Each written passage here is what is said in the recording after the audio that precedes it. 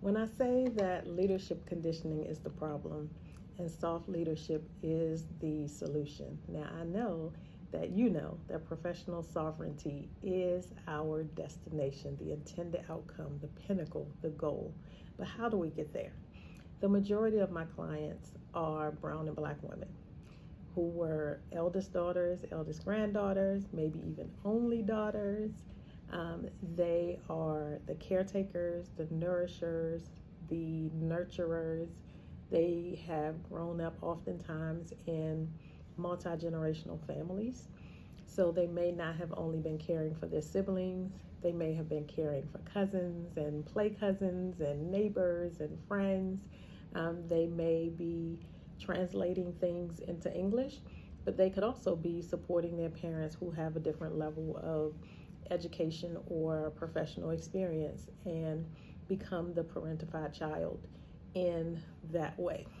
So these are women who were high performing leaders long before they went into formal leadership roles.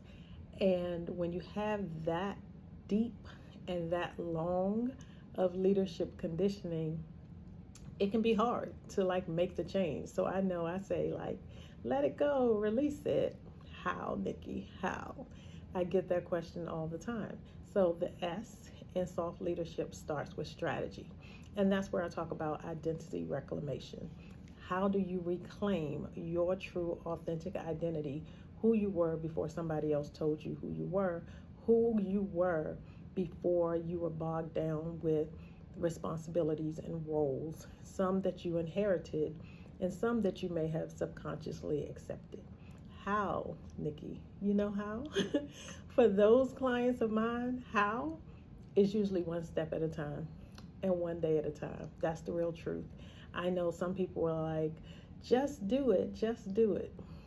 That often does not work for my clients. They are planners, they think systemically, they are very methodical, they are careful, they take calculated risks, right? They are not the people to like just take this huge leap of faith and jump off the cliff. That's not generally the people that come and work with me. And so, what I encourage them to do is replace some of those survival habits with some sovereignty strategies that work specifically for them. For example, for me, one of the things that I started to do was take a walk outside in nature every week. I wasn't counting the steps, but I was like, 2 days a week, 3 days a week, I'm going to walk for this amount of time. And I made sure that I wasn't just like walking around the track, that I was actually walking in nature. So I stopped one thing and replaced that with something else.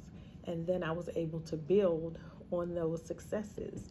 And so sometimes for my clients, they need to build on their successes. They need to replace one thing with something else instead of trying to do 10 things at the same time.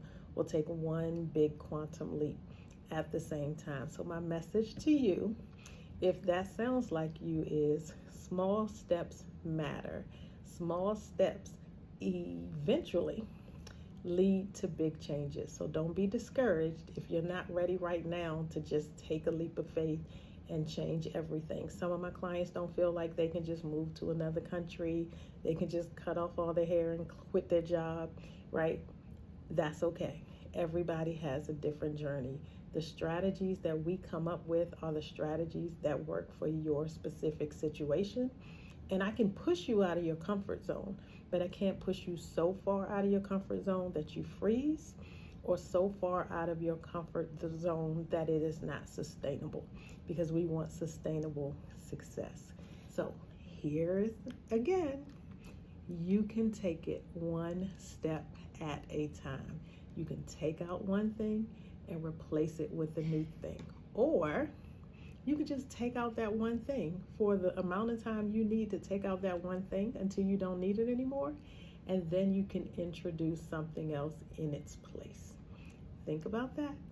When you're beating yourself up, because I know y'all do it, and you're like, this person just moved to Costa Rica. great. I love that for them. But I also love for you that this time you spoke up in a staff meeting. I love for you that this time you said no to your mama who asked you to come do a thing that she absolutely could have done herself, or she could have asked somebody else to do, right? So I celebrate you for doing the small things, because those small things lead to big things. Do not discount those little wins, all right? See you next video. Bye.